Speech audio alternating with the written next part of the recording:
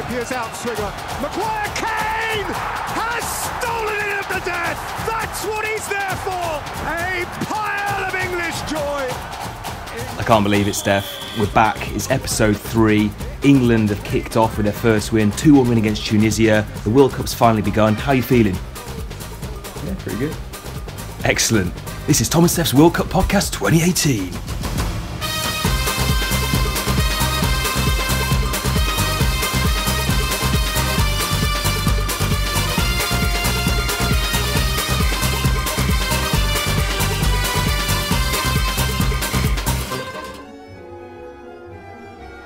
Most enthusiastic response from you there, Stef. Any reasons why you had a bad day or something? Or I've watched too much football, Tom. I've seen a lot. I've watched every single minute of every single game. Yeah. Doesn't mean you can't be excited about England though, mate. At what point does fatigue set in? I imagine around the last 16. I know the name of every single player competing in this World Cup, Tom. Let's not curse it, because it comes doth once every 4 years, doesn't it? Yeah, no, that's true. And I actually enjoyed watching England yesterday. Tell you what. Yeah. That's the first time I've enjoyed watching England since we played Wales at the Euros. Even though we played shite in that game, got another last-minute winner. That last-minute winner, the jubilation. So essentially, what Gareth needs to do is just give the nation more last-minute winners, because people don't want to win in normal time, do they? We don't want to win 2-0. I mean, think how mad we'd have gone if we'd just scored in the 67th minute. Yeah, we'd have gone mad, but we wouldn't have gone as mad. Yeah, no, you're right. That could be the secret to success, Gareth, if you're listening. I actually saw something today that a lad called Ash Lord retweeted. So it wasn't actually his own content, but he retweeted it, which put it on my radar. A guy called Darb1983 tweeted, "Warming to Gareth Southgate, he's like a neighbour who's moved in recently. Seemed a bit dull at first, cut his grass with scissors. Then one day, he offers you a can over the fence, a quick chat about the darts. He's alright, our Gareth, good lad." And that's sort of how I feel about Gareth. I thought, he seemed a bit cagey early doors, and then now he's coming out of his shell. He's wearing some pretty sharp suits, little waistcoat.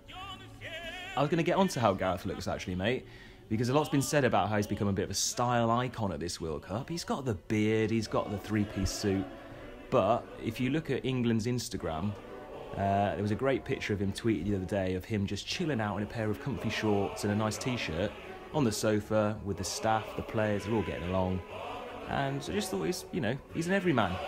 Yeah. You couldn't imagine Roy Hodgson getting his little old wrinkled old legs out. All right, give Roy a bit of respect, mate. He's one of the most successful English managers in recent history, so,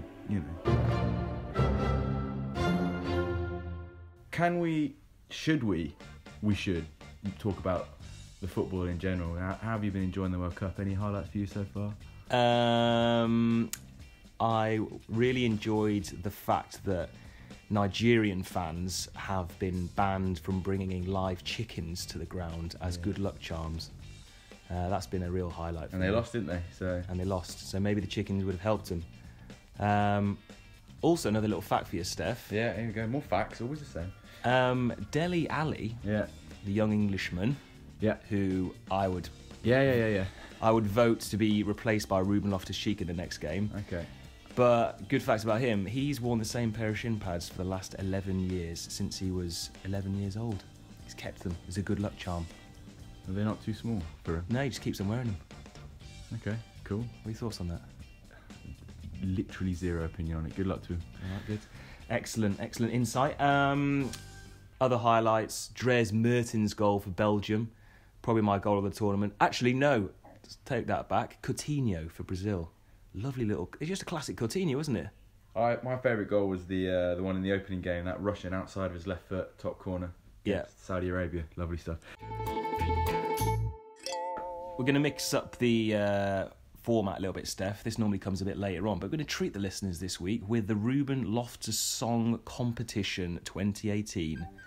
We had a few more entries, have we? Have we, Steph? You say that again. I don't know. Have we? No, we have, yeah.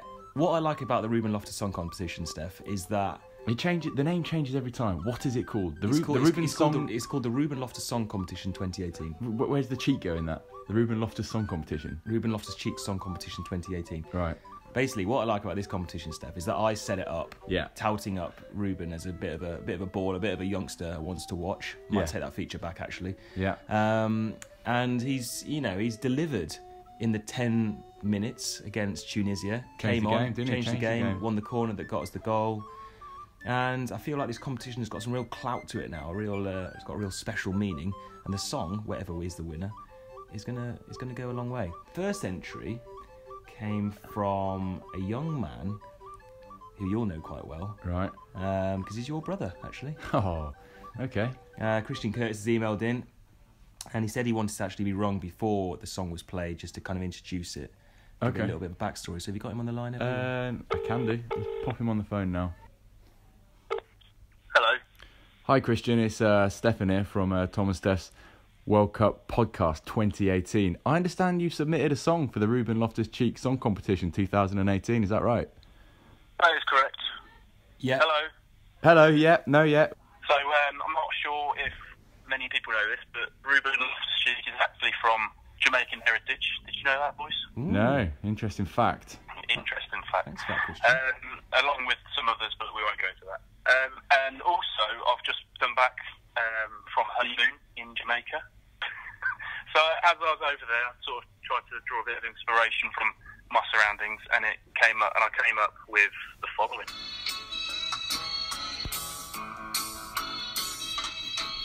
Don't worry about Loftus-Cheek, 'cause Ruben Loftus-Cheek is gonna be alright.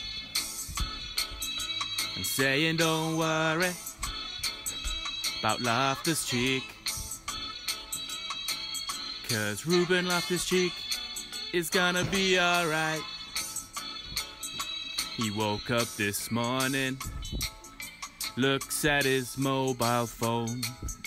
3 little lines, they're calling Ruben. It's Gareth Southgate, not calling for Jack Wilshere. He's saying, my England team, it needs you.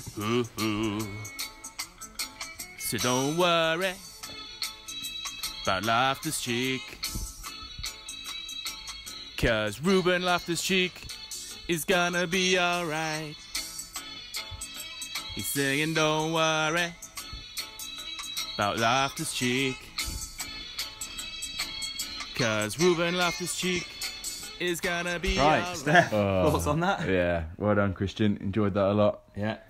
I like the use of the steel pans as well. Yeah. And good lyrics. Good chorus. One I wouldn't have even thought of. So well done, Christian. I could actually imagine England fans chanting that. Yeah, I think you're right. And that is always a good sign of a good song. It's one of the categories of judging for this song competition. Is it? Steph? Yeah. Will the fans actually sing it? Well, I'm the judge, so... Well, you are, yeah. But aren't you entering your own song as well? So. I'm having quite a lot of sleepless nights about my own entry, Tom. I'd rather not get into it. So battle of the brothers there. Battle of the Curtises. Let's not get into Clash of the Curtises. No, I don't want to get into it. It's actually causing me quite a lot of anxiety in my own song, so I don't want to get into it right now, actually. Okie dokie. We've had another email, Steph. It's from Smelly Sarah at gmail.com. I mean, I know this is Andy Lester, so let's just call a spade a spade. This is Andy Lester, right, aka Smelly Sarah, the surrealist. He's let himself down here because he won the competition last time, and is this his entry? It could be. Well, technically it's Smelly Sarah's, but he says, I hear podcast on internet. I in St. Petersburg, incredible sex monster. I like your podcast and voice is very, very nice. I like enter Ruben Loftus-Cheek song competition. And I can sing naked for you. Love you much. This is the entry if you want to hear it. It's fucking mental, but...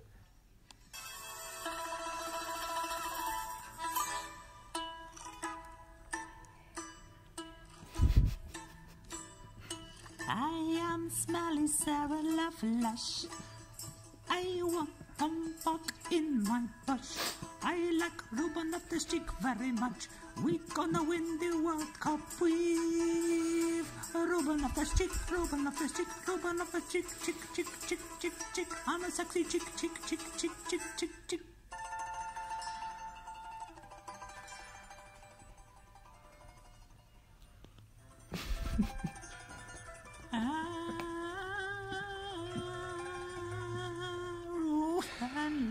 Well, that was mental. That's not good enough, Andy. He's gone from the highs of Biggie Smalls The real highs of that. to that. That's... I mean, maybe it's more of a. I mean, it could be a ploy to trick us that maybe that's not his real entry.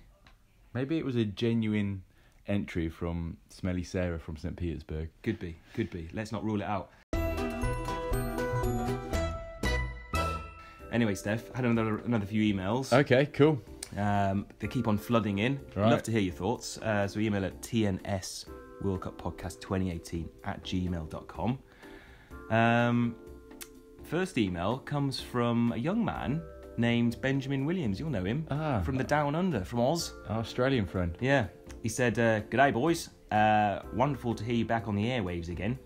2018's podcast have got to a strong start." Oh, thanks, Ben. Thanks, Ben. That's really appreciate that. Even the wife is tolerating it in the car this year. Tolerating. Tolerate, that's what I said. I know, but how do we get it from tolerating to enjoying? Enjoying, yeah. Let us know, Ben. Let us know. I like that, Steph, because I would like to have a bigger female audience on this podcast. He says, couldn't agree more with young Alex/Rat regarding the excellent addition of I'm Gonna Russia as a segment. Parky's frantic answers are getting funnier each week. Oh, don't take the piss, mate. It feels like the frequency and quality of jingles has also slightly increased. Is this true? If so, nice work. It adds a touch of panache, professionalism to the show, perhaps lacking previously. Yeah, fair enough. Shame. No, that's fine. Good point, actually. He's looking forward to hearing Nor Delhi Delhi, which is obviously a lie. He says, very excited about the Port Macquarie Hospital Emergency Department sweepstake tonight, although shocked to find it's $50 for 2 teams in the sweepstake. Is this the norm these days? Interesting question, Tom. How much have you paid for your sweepstakes, Dave? £2. I've very much been the leading force in it. So I mixed up the format a little bit. £2 in, 32 teams, £64 pot, £40 for the winning team, £15 for the second team, £5 for the team that scores the most goals, and £4 for the team that is the worst at the World Cup, worst goal difference. Oh, nice little booby So prize. yeah, feel free to use that format, guys. Feel free. Don't know how much $50 is in Australian dollars, so don't know. Can't answer your question, Ben. I've got a new feature, Tom. Oh yeah. I mean, I know that a lot of people have been loving I've Got to Russia, but you can't give... Hang on a minute. Don't What? tell me that's not coming back this week. You can't give people too much of a good thing. Leave them wanting more. Very true. It will be back. However... Just having a little hiatus, is it? Yeah. I've put my little thinking cap on. I've come up with a little game show called Pravda ili Lozhny. True or false in Russian. Okay. So what's going to happen here, Tom, is I ask you a series of questions, 5 in total. You've got to tell me if it's true or false. Have we got a time limit on that, or? No, I mean the answer is either true or false. So I think even you can manage that, Tom. Yeah. Question 1. Hit me. True or false? Until 2011, beer wasn't considered an alcoholic beverage in Russia. I'm not sure I understand the question, but true. That is true. It's very simple. It's until 2011, beer wasn't considered an What's the next alcoholic question? drink. Question number 2. In Russia, if you kill a bear, legally you have to eat it and use the fur so that the bear didn't die in vain. Oh. I hope it's true. Well, the thing is, I don't like any animals getting killed. It's bears especially. So I'm gonna void that question. Void it, is it? Yeah. Well, I don't think they should be killing the bears in the first place. Well, no, but even if it's by accident. What? Like, I mean, true or false, mate? It's... what if they hit by a car or something? Well, yeah, then they've got to... Legally, they need to make sure they eat it and use the fur. Okay. I'll go for true then. I made it up, it's false. It's a shame. Third question.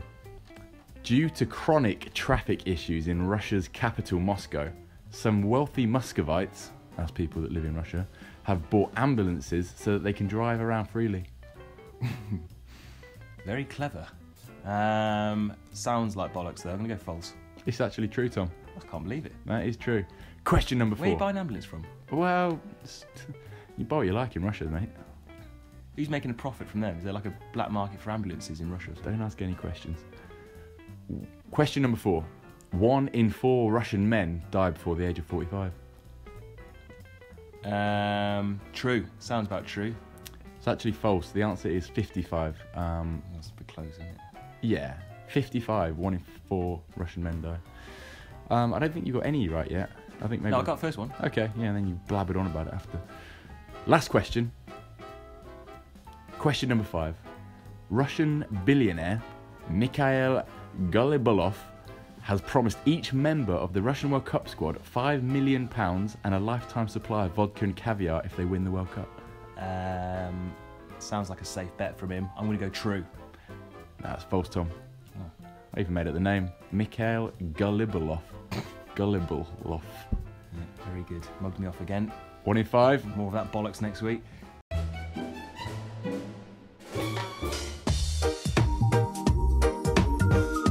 Baby girl, I said tonight is your lucky night. Peter Andre along with Bubbler and Spanny Mike. New feature for you, Steph. Yeah. It's called Hot Gossip. Right.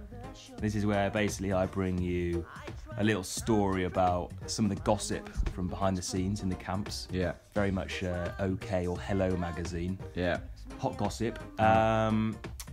First bit of hot gossip for you. Did you know Adil Rami, the French defender, is going out with Pamela Anderson? Yes. More hot gossip for you.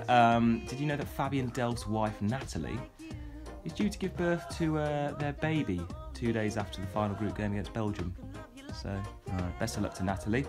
That's hot gossip, is it? That's making the cut, is it? Come on, hot gossip's good. No. People like hot gossip. Right, hold on, let me find another one.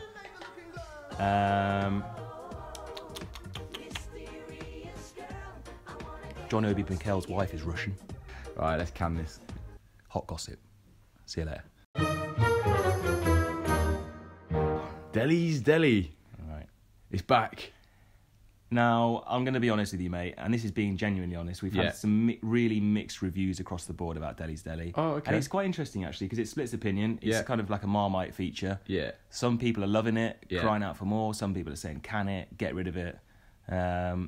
I think the lessons to be learned are, you can do it, just keep it quick, keep it light, go. Well, I know I promised no more drinks, and I was going to move back to food, but over the weekend, I actually took things up a notch. Now, what drink are the English loving at the minute? They're actually loving mate tea at the minute. I'm talking like the fans. Apart from beer, what's really taken England by storm the last few years? Gin? Yeah, gin. Right, so I popped over to the Beefeater distillery at the weekend. Right, here we go. Thought, doesn't sound very Russian. I thought I'm gonna have to take things up a notch here. I'm gonna have to find out how they work it. Paid £12, went in, got a little tour. So, you want to know how to make it? What, gin? Gin. Right, quite easy actually. Hang on a minute, you're just making the spirits every week. Yeah, vodka and gin, and then we move back to the food next week. Will we though? I don't know, maybe. Right, get on with it. Okay. Now, what I need you to get again is some pure alcohol or the vodka you made from last week. Either or. Pure alcohol, which I'm not sure where you can buy that. And then what you need, Tom, and I learnt this at the weekend, you can't call it gin without juniper berries. Right. So pop in a handful of them, and then a bit of cardamom, orange peel, lemon peel, salt and pepper. Leave it for 24 hours. Boil it up. Strain it with a colander. Gobble it down. Right, that's the last time. That is the last time we're doing that. Right? I'm not joking. You need to put... that isn't good enough from you. Well... You went to the Beefeater... Yes. Beefeater Distillery, a very English place. Yeah. And you just told people how to make gin, which isn't even a Russian drink. Yeah, but... What has that got to do with anything to do with Delhi's Deli, food, Russia, the World Cup, anything? You've gaffed it, mate. Delhi's English. Delhi's dead, mate. Delhi's English. Delhi would quite like a nice little gin and tonic. I don't think he drinks, mate.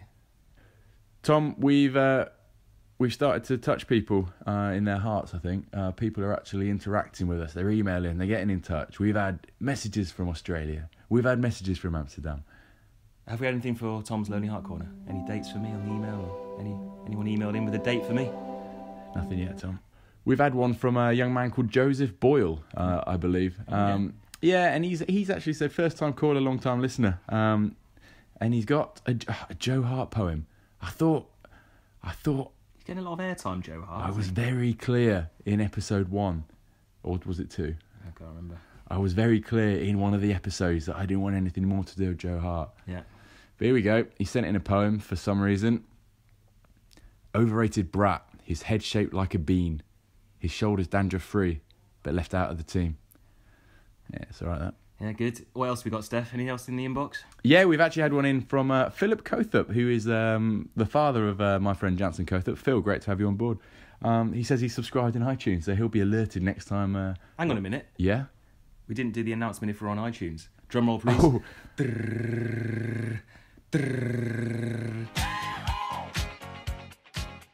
Mate, we're on iTunes, Yeah. officially. I can't believe it, honestly. You can now subscribe through your iTunes app. Search for Tom and Steph's World Cup Podcast 2018, as per usual.